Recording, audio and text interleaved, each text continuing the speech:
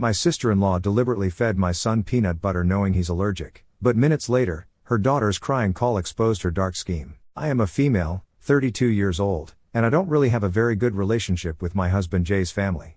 Jay is a male, 33 years old. We have been married for 6 years now, and have a 4-year-old son, Aegon. Yes, we are Game of Thrones fans. My in-laws do not really like me because I'm not from the same culture as them. They are quite religious, but I lean towards agnostic, and they think that I am the reason why Jay has moved away from his faith. That is the farthest from the truth. He made those decisions himself long before he even met me. So I don't know where all the worry is coming from. Anyway, they have some preconceived notions about me. And though we are cordial now, we are certainly not close. After Aegon was born, things smoothed out a lot between my mother-in-law and me. She used to come over more, and as we talked to each other, we were able to understand each other's perspectives better, which helped ease things out a lot. My father-in-law is mostly unbothered about all the family drama, and he treats me with respect and doesn't interfere or meddle in our affairs, which is all I want. So, things on that front are okay, too.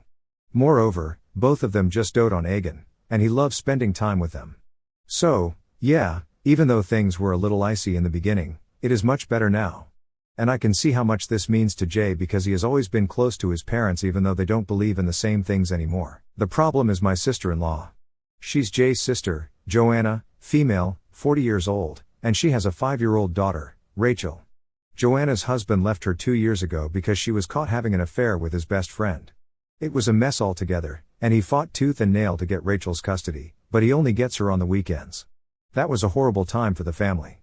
And though neither Jay nor I condone what Joanna did, we still knew we had to stand with her because we're family. It was during this time that I offered to keep Rachel with me while Joanna sorted out her stuff. It wasn't a big deal for me honestly because Aegon was approximately the same age, and having a cousin to play with would be better for both of them. So Joanna used to drop Rachel at my place in the mornings, go sort out her court stuff, look for places to rent, jobs, etc., and then pick her up from my place in the evening. This went on for about a month, and both Rachel and Aegon got used to each other's company. Naturally, when she took Rachel with her full time, Rachel was very upset, and Joanna took it as a slight to herself. She started feeling that Rachel preferred me over her, which was just not the case. She's a little kid, and she doesn't think that way. I told Joanna repeatedly that Rachel liked playing with Aegon, which is why she liked my place more than theirs. And if an arrangement could be made to have them play together, the problem would resolve itself. I knew Joanna was butthurt about this, and I don't really blame her. Her emotions were all over the place even though she was the one who was cheating.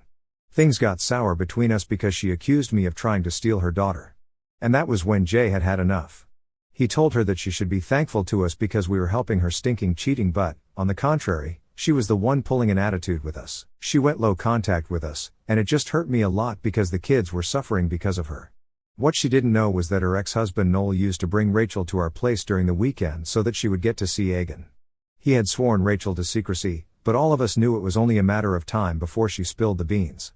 She was just 3 at that time, and she would eventually have told her mother, but all of us thought that it was worth the risk. When the big reveal finally happened, there was a lot of drama, and mother-in-law and father-in-law had to intervene and ask her to stop being thick and think about her daughter instead.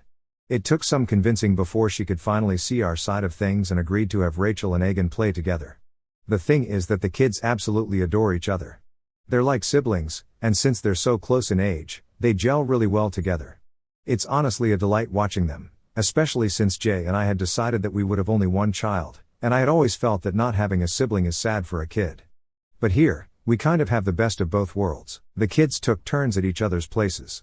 There were times Rachel came over, and other times Aegon went to Joanna or even Noel, and most of the time they were at mother-in-law and father-in-law's place. Things were okay, and never once did I suspect that Joanna was harboring such resentment against me for all these years. Had I known, I would have put Aegon's safety first. And now I can't help but think that I have failed as a mother. For the last 2 years, things have been more or less fine with Joanna. The kids get along, and that's what matters to me. So there's that. But all of this changed yesterday. Jay has been out of town for a week because of work. It's just me and Aegon at home, and even mother-in-law and father-in-law are on vacation. I suddenly felt really sick 2 days ago. I was running a temperature and feeling nauseous. It wasn't anything serious, but I still felt quite weak. I called a friend over, and she helped me out. It was Rachel's turn to come over yesterday, but I didn't even have the energy to deal with one kid, let alone 2. So I called up Joanna and asked her to cancel and told her that I was quite sick. She kindly offered to take Egan for the day so that I could rest and recuperate. I thanked her profusely because he would get his day out with Rachel, and I'd get some time to sleep and rest. We finalized the plan, and Joanna said she would pick Egan up and take both him and Rachel to the adventure park in town. And after that, they could also have a sleepover at her place. This would tire them out completely, and they could enjoy it, whereas I could get a full day to myself. I was very grateful for her gesture because she has very rarely shown me this kindness. I could never have guessed that something was amiss. I thought that she genuinely felt sorry for me and my sickness, which is why she offered to help. The next day, which was yesterday, she came around noon and took Egan with her. I told her to keep giving me updates once in a while, and she told me that I had nothing to worry about and that he would be fine. The minute he went out the door, I simply crashed on the bed. I was still running a temperature, and I needed sleep.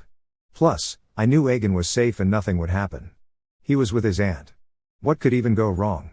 So, I had no stress or anxiety keeping me up. I don't know when I fell asleep, but at 2:05 p.m., I got a call from Joanna's number. It was actually the call that woke me up. And when I checked my phone later, I realized that she had called me once before, but I had slept through it. And when I answered, I could hear someone crying on the other side, and I just froze. He had hives all across his body, and his face and eyes were swollen. I rushed him to the emergency room, and I was fuming all the way through. I wanted to slap the crap out of Joanna, but I knew that getting him to the hospital and caring for him right now had to be my priority and that she could be dealt with later. The doctors asked me if he had any allergies that could have brought about this reaction. And I said that he had always had a nut allergy and everyone was careful about it. He asked me if he had accidentally eaten something containing nuts, but I said that he wasn't with me, and I brought Joanna. Joanna denied that he had eaten anything that had nuts in it. The doctor looked at us weirdly and said that he would keep him under observation for a while and that Egan had to be monitored. This was when Rachel burst into tears and said that Mommy gave him my peanut butter sandwich even when I told her that he couldn't eat it. I saw red. I lunged at Joanna and slapped her right there in the hospital in front of everyone. She tried lunging back at me, but the nurses restrained her, and the doctor rushed to check on Egan. Joanna tried to yank Rachel away, but Rachel was sobbing uncontrollably and was latched onto my leg as though her life depended on it. I felt so bad for the girl, and I knew if she went back with her mother right now, Joanna would rip her apart. I called up Noel and told him that Rachel was safe, but he needed to come to the hospital. I wanted the right parent to be there with Rachel. Joanna was protesting and trying to create a scene, but when the nurses told her that if she kept up her behavior, she would be escorted out, she shut up. Noel came, and Rachel ran to him and hugged him. He looked at both Joanna and me and realized that something major was up. It had been a couple of hours in the hospital by then, and Egan was fine. They said that the allergic reaction had been controlled, but that as family it was everyone's duty to be more careful about what he was eating. The doctor said that they would keep him overnight for supervision and that he would be discharged the next day. Noel offered to drive me home, but I said I needed to talk about what happened and I needed both Joanna and Rachel there, which meant that he had to be there as well. We went to a diner to grab a bite, and what Joanna told me just made me lose my crap all over again. I had composed myself a little in all those hours, but listening to that talk made my blood boil. I first asked Rachel what happened. She looked nervously at her mom, who was glaring at her. Noel stepped in and said that she needed to be honest about everything and not worry because he would protect her and that she needed to do the right thing. She was still very nervous. And while Noel was coaxing her into telling us the truth, Joanna was trying to create a ruckus, saying things like we were bullying her daughter and that she would not stand for it. I told her to shut up and let the girl speak and that her intimidation tactics wouldn't work anymore. It took some time, but Rachel finally told us what happened. She said that Joanna had given them money to buy sandwiches from the sandwich store. Rachel bought a peanut butter sandwich, whereas Egan bought a mixed fruit jam sandwich. While they were on their way back, Egan asked Rachel if he could have a bite, but she said no because he wasn't allowed to eat peanut butter. Everyone in the family knows about Egan's nut allergy, even him. So, I'm surprised that he asked her for the sandwich, and I'm glad Rachel had the sense not to give it to him. She said he didn't make a fuss, but looked a little down because he didn't get to eat the sandwich. When they got back to where Joanna was, why the hell wasn't she with two tiny kids in the first place is beyond me. Joanna asked Rachel why Egan was being mopey. Rachel said that he wanted a bite of her sandwich. And Joanna got mad at her. She said that she should be sharing things with her cousin and that she had been taught better, blah blah. Finally, Rachel said she had to cut in and remind Mom that Egan couldn't eat peanut butter, but apparently Joanna was having none of it. Then both of them kind of got into a fight, and Rachel tried to resist Joanna's attempt to get her to give him the sandwich. But Joanna called her own daughter a greedy little brat and snatched her sandwich from her. By this time, Rachel said that both Egan and she were crying, and she said that he would get sick like Andy told us if he ate that sandwich. But Joanna said that this was just a harmless prank and nothing would happen to him. She gave him the sandwich, but by that time Egan too was in tears and said that he did not want the sandwich and wanted to go back home. But Joanna literally force-fed him the sandwich. Rachel didn't use these exact words, but I know what Joanna was up to. It took every ounce of my strength not to lunge at Joanna and strangle her then and there, but I didn't want to do all of this in front of Rachel. The poor girl had had enough for the day. Once she was done, she was in tears again, hugged Noel, and said that she wanted to go with him because mommy scares me. All this while, Joanna was scoffing as if trying to discredit what Rachel was saying. I asked her if she had anything to say in her defense, and she said that she had no need to defend herself from the likes of me. She said that if I chose to believe a 5-year-old over a grown woman, I had to get myself checked because clearly there wasn't a single logical brain cell left in me. I didn't fight with her or press for justifications because I was thoroughly exhausted. But I did tell her that if she refused to tell me her side of the story, if there even was one, I would take Rachel's version as the truth, and proceed accordingly. She told me that I didn't have the power to do anything, and I just told her to watch out because she might be family. But Egan comes first both for me and Jay. And while I was being kind to her, she had no idea what Jay would do when I told him. That's where the panic set in. She told me not to involve Jay because Rachel was lying. She then started rambling something about what had happened, but I told her to cut the crap. I had given her a chance to explain, but she blew it. So now she could deal with Jay herself. I walked out and let Noel and her sort their crap out about Rachel together. I felt bad about leaving Rachel behind, but I didn't have it in me to deal with that night. I love the kid a lot, and I am so grateful to her for saving Egan's life by calling me, and I wish I could just take her away. But she has a father who needs to now step in. On my way back, I called Jay and told him everything. He was so stressed. He said that he was going to come back. I told him I had it under control and that they would discharge Egan the next day, but he was adamant. I didn't really stop him because I know he gets worried, and gun to my head, I could have actually used the support. I know Egan is all better now and we needn't worry about anything, but I know for sure that I am not letting Joanna get away. She has deliberately endangered my child, and she needs to pay for it. I don't know how she will, but I know that she will. I can never trust her with Egan again. And at this point, I'm even worried for Rachel. She was so petrified of her mother. I can't even imagine what goes on behind closed doors. I know a lot of you are asking for it. Honestly, things have been so busy and stressful at home that it never even crossed my mind to check Reddit. Jay came back the next day, and I hugged him so tight I think I displaced some of his organs. Egan was discharged, and he seemed okay, just tired. So, we let him sleep for as long as he wished. I asked Jay if he had spoken to Joanna at all. And he said that there was nothing to talk to her about and that he would never forgive her for doing something like this intentionally. Had it been a mistake, maybe there would have been a chance for forgiveness somewhere along the line. But Jay said that he just could not bring himself to be okay with this or forget it and move on. I asked him what we should be doing. I had initially thought that we could just tell the entire family what she had done so that there would be some outrage and we would not be questioned on our decision to go no contact with her. But when I proposed this, Jay looked at me like I was crazy. He said that we needed to do much more. He told me I had to stop thinking about her like family because she didn't think of our son as such and that she was dangerous. God knows why she willingly put his life in danger. She knew full well that the nut allergy was severe in Egan's case.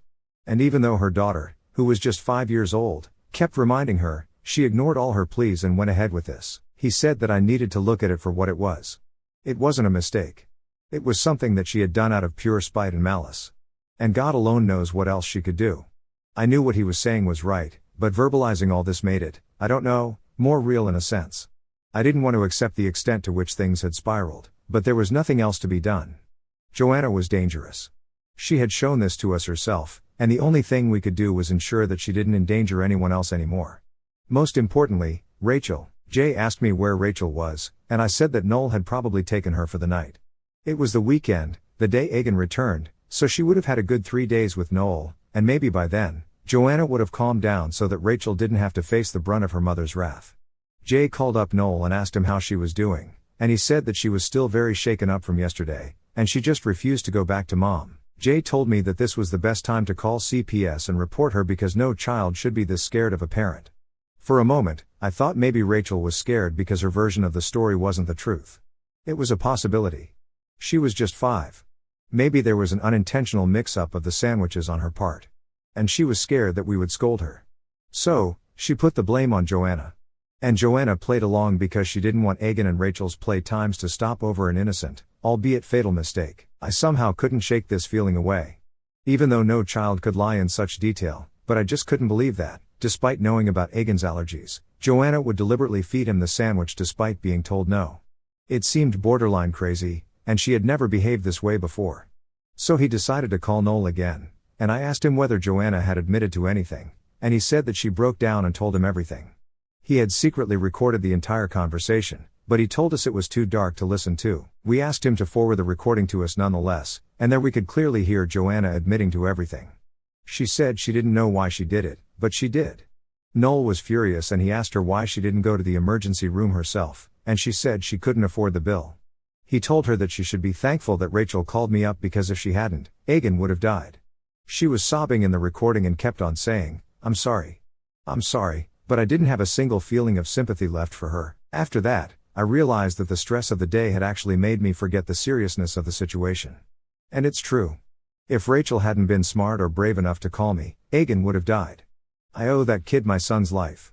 And I knew that I had to do everything in my power to keep her away from that a-hole of a mother and woman. We called CPS and told them everything.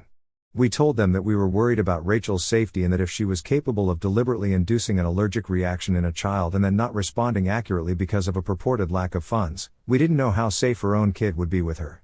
The officer took note of it and asked us what the custody agreement was, and we told them everything. The next Monday, which was 2 days later, the officers were at her place.